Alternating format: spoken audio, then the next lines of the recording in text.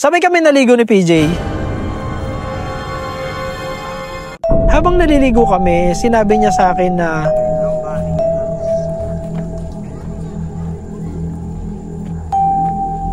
I'm aspiring to be part of the PB team. Pero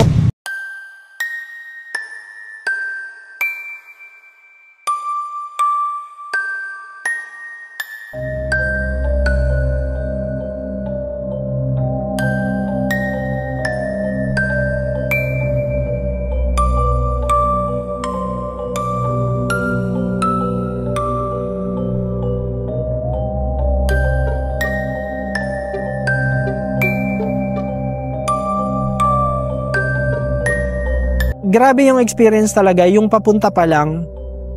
And then pagdating naman namin doon, iba din naman yung experience. Kita na namin yung mga katutubo, nakita namin kung paano yung way of life nila, nakita namin yung mga bata, sobrang daming bata. Pagdating ko po doon sa Sitio Kapatagan, mag-isa ako na dala-dala ko lang yung camera ko. Binivideo ko yung mga bata. Mga batang naglalaro dun sa basketball court. Yung basketballan din sila. Full court. Full court po yung basketballan nila. Pero feeling ko hindi naman siya talagang sukat na full. Siguro naglagay lang yan. Siguro naglagay lang po ng dalawang ring sa magkabilaan ng pool. Kasi parang hindi naman sukat. Hindi ko din po sigurado. Ano name mo? Ha? Anong ngalan? Ha? Manly? Manry? Mandi. Ah, Mandi. Ilan taong ka na?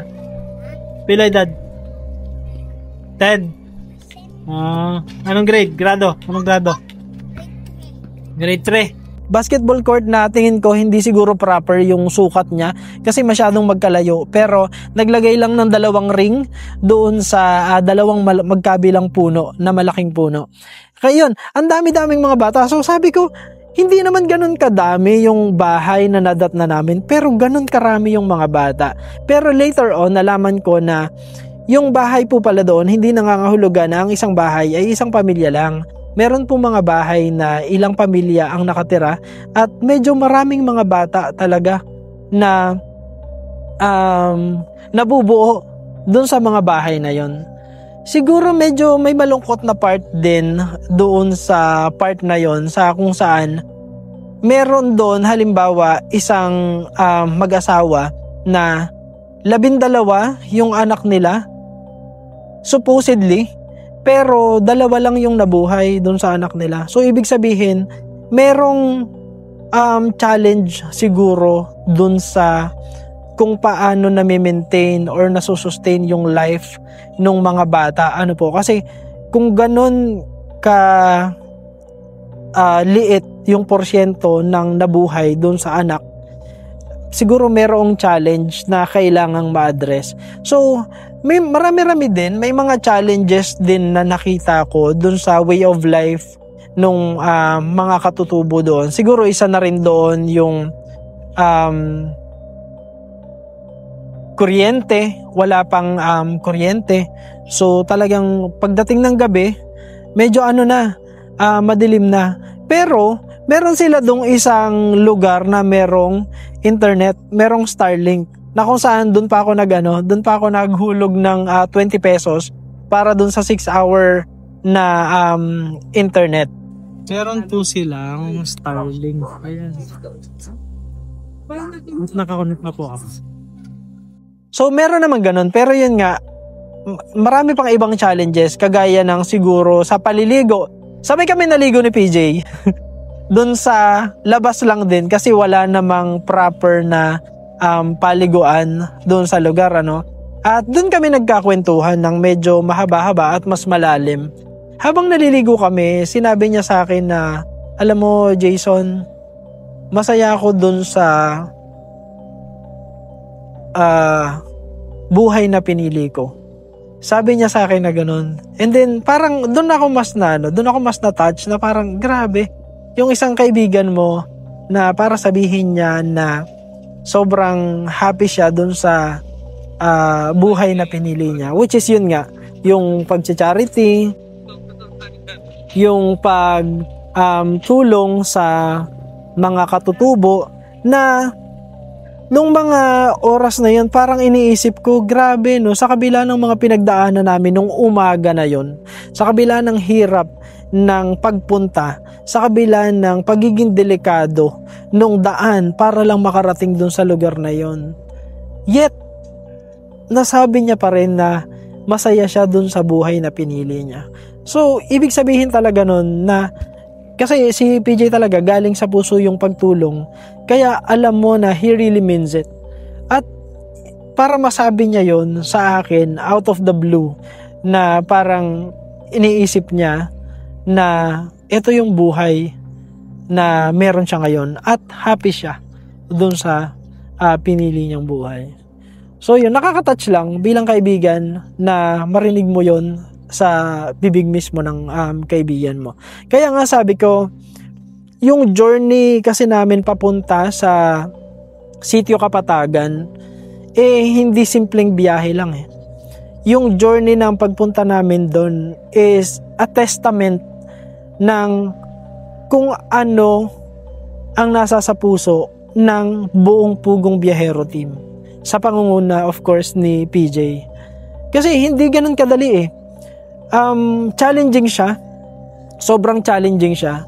Ang daming pwedeng mangyari sa pagpunta doon sa lugar na yon. As a matter of fact, si Ralph mismo, na-aksidente na siya doon. Yung isang beses na pagpunta niya doon, na-aksidente na siya, nahulog na siya doon sa bangin, doon sa habang nakamotor. Tapos, knowing na nangyari na sa kanya yon, at pupunta ulit kami doon, okay lang sa kanya. So, ibig sabihin, talagang nasa sa puso nila yung pagtulong at gusto nila yung ginagawa nila. Kaya sobrang na-appreciate ko yung bawat isa sa kanila. Kung paano yung sacrifices, kung paano yung team effort, kung paano nila nililift yung isa't isa. Grabe. Sobrang ma-appreciate mo talaga. As a team, buong team. Sobrang na-appreciate ko din si Madam Yula kasi pagdating namin doon, alam mo yun talagang at home siya doon sa mga katutubo. Tapos kung paano siya makipagkwentuhan, kung paano siya makipagkulitan kay Ruth, sa family niya, talagang sobra yung napaka-open nung dialogue, napaka-open nung conversation at makikita mo na hindi naiilang yung mga katutubo sa kanya. Tapos dagdag pa dyan, nung gabi na kailangan namin mag-dinner, nagluto siya nung sardinas yun na merong yung noodles na kasama. Ano to, madam? Udong. Egg noodles. Wow. With ampalaya leaves and alokbati, spinach Alokbati. Yung ba yung kinuha kanina na ampalaya leaves? Yes. Sino nanguha? Sila Ralph, tsaka Sila si Ralph.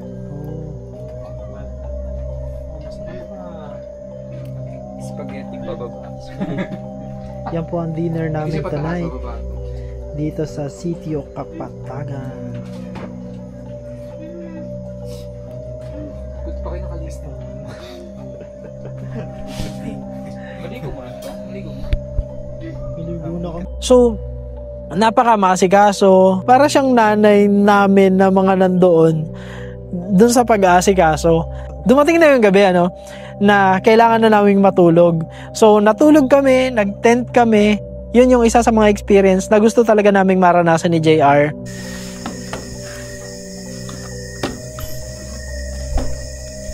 Ayun guys, so dito po kami matutulog ngayong gabi. Magti-tent lang kami. Ayan, siniset up nila pizza po. Yung aming tutulugan tonight. Ayan. So, bali dalawang tent po yung aming tutulugan ngayon dito. Tapos yung isa ay malaki naman na nandito. Ayan.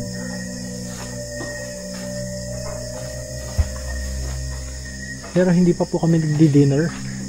So, magdi-dinner muna po kami. Ayan. So, dito po kami mag-set up. Ayan po si JR. Are you excited? Pwede nang hindi ipeg yan. Ha? Yes. Matulog sa tent? Excited? Yes, excited na. Mountaineering days. Yes. Excited na din po ako na mag-tent ngayong gabi. it's a different experience for us. Kaya naman super excited. Sobrang lamig. Sobrang lamig po talaga. Nagising ako ng alas 3 ng madaling araw.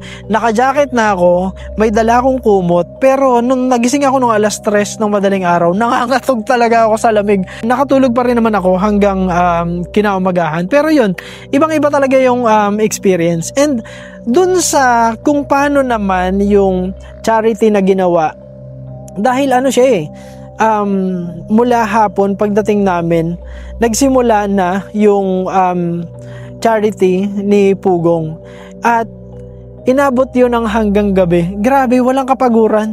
Sobrang siya, si Pugong at saka si Ralph, kasi si Ralph yung may hawak ng camera. So silang dalawa, wala silang kapaguran dun sa interviews na kailangan nilang gawin, dun sa mga footages na kailangan nilang makapture. Inabot na sila ng hanggang gabi, parang almost 8 PM na yon, saka lang sila natapos. So nandun talaga yung sobrang effort, nandun yung commitment, nandun yung dedication dun sa ginagawa talaga nila. So kinaumagahan naman, nung paggising namin, gumising kami sa napakagandang tanawin. As in super. Nanggaling na rin naman ako sa iba-ibang lugar na kung saan meron akong ine-expect na sea of clouds. And natuwa din naman ako dun sa mga sea of clouds na yon. Pero nung paggising ko talaga kinabukasan, paglabas ko ng tent, and paglabas ko dun sa room, kasi yung paaralan, dun kami lagay ng tent. So paglabas ko dun sa room, punta ako dun sa may kabilang side kung saan kita yung mga bulubunduking part ng Sitio Kapatagan. Grabe, sobrang namangha talaga ako dun sa sobrang namangha po talaga ako dun sa Sea of Clouds. Napakataas na nga nung lugar, yung Sitio Kapatagan. Tapos pag tinignan mo yung Sea of Clouds, grabe. Parang yun yung isa sa mga view na hindi ko na makakalimutan kasi napakaganda niya talaga. And dahil doon, nag-post agad ako, nag-picture agad ako, nag-post agad ako kasi nga sabi ko, isang isa sa mga experience talaga, isa sa mga view na hindi ko gustong kalimutan. Kasi napakaganda talaga. Kinaumagahan, after noon, ay gumayak na din kami pauwi dahil yun nga, sa gabi kasi ng araw na yon, which is Saturday, pabalik na rin kami ni JR, palipad na rin ulit kami ng Manila. Pero, hindi ko sukat akalain na yung pag-uwi namin na yon, meron pa akong isang experience na mararanasan. Yung pagsakay sa tinatawag nila na paku-paku. Ano tawag sa laptop? Paku-paku. Tinanong ko, bakit paku-paku yung tawag dito? Sabi nila, kasi parang pakpak. So parang yun yata yung term yung term sa kanila, kaya tinatawag nilang paku-paku. Kasi parang pakpak, meron siyang dalawang parang bakal na kung saan doon kayo pwedeng sumakay nung kung dalawa kayo, dapat magkabila yung pagsakay ninyo. Ayan guys, so grabe! Ang saya na ito. Panoorin ko kasi.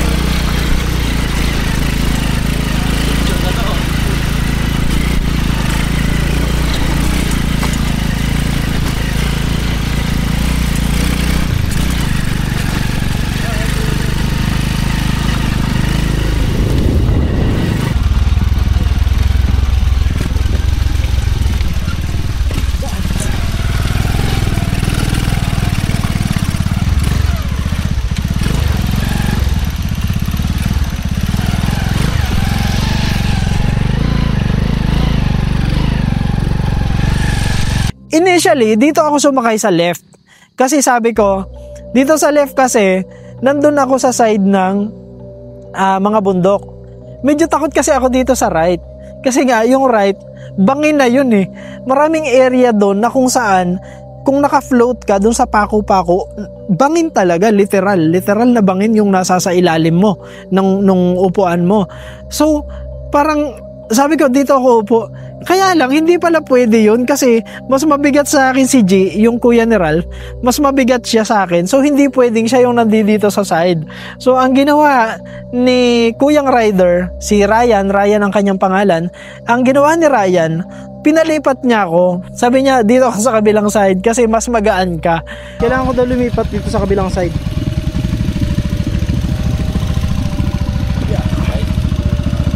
Wait lang ha. Wait lang. Ano ba? Ano ba tama ko po? Let's do it. Eh, nakalipat na ako sa kabilang side. Nakalipat tayo.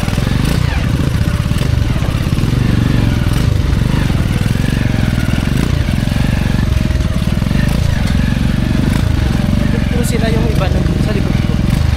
Yung iba naman nauna na.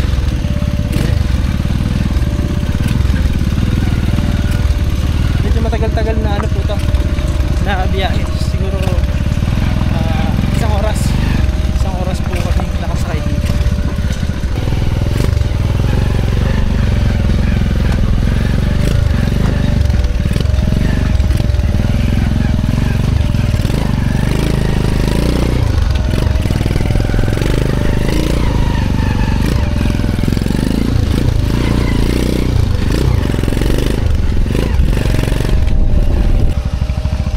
Kailangan namin baba.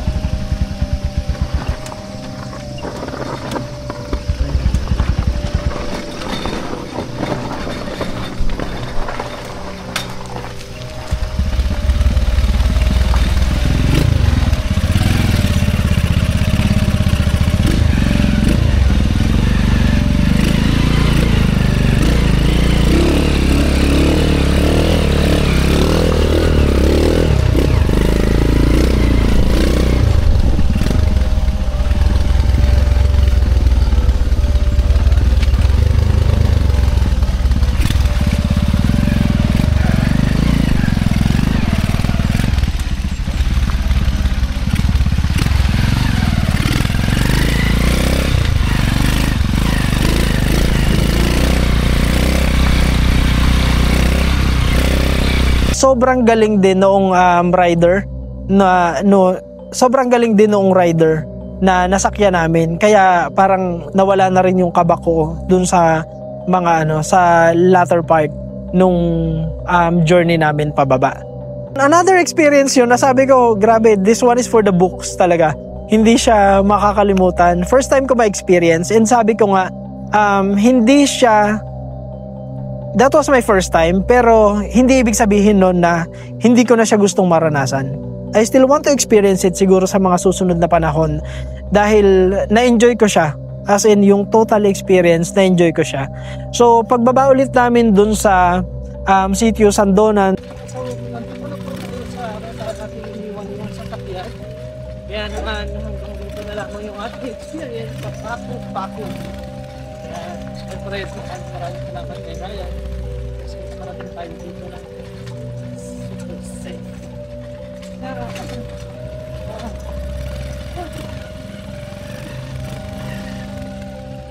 Yay! Thank you. Yes, buddy. Thank you so much.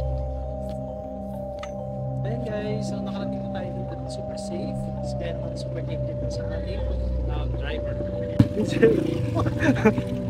Naglakbay ulit kami pabalik hanggang nag-stop over kami sa bahay nila Peter Paul, kung saan doon ay na-meet naman namin yung kanyang parents.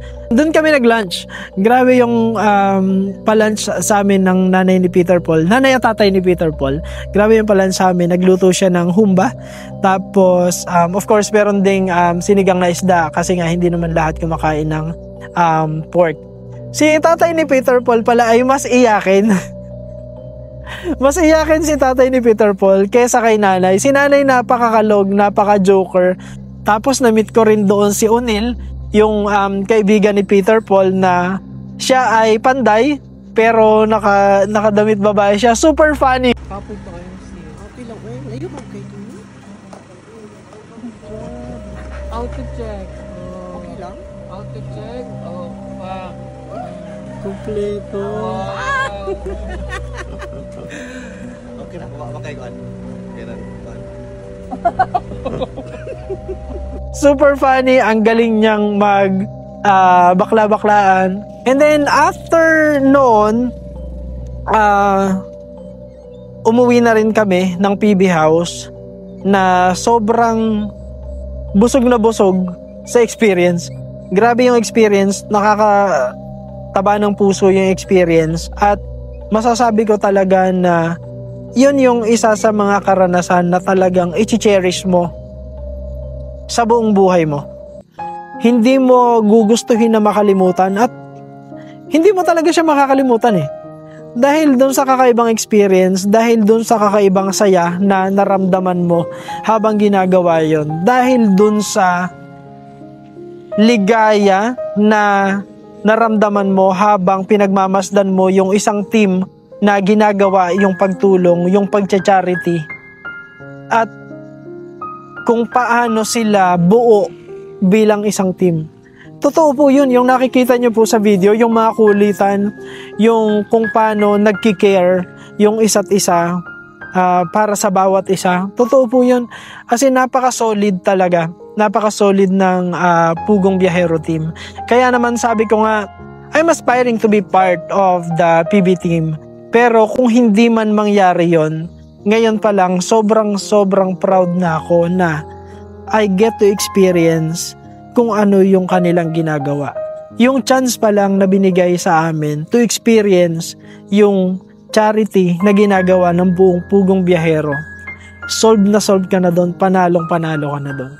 Kaya naman, pinili ko na gawin tong video na to kasi kahit papano gusto kong bigyan ng justice yung experience, and gusto kong pagdating siguro ng mga panahon na baka may edad na kami, baka halos nawawala na yung memorya mo, gusto kong mabalikan yung video na ito para ipaalala sa akin na na-experience ko siya first hand.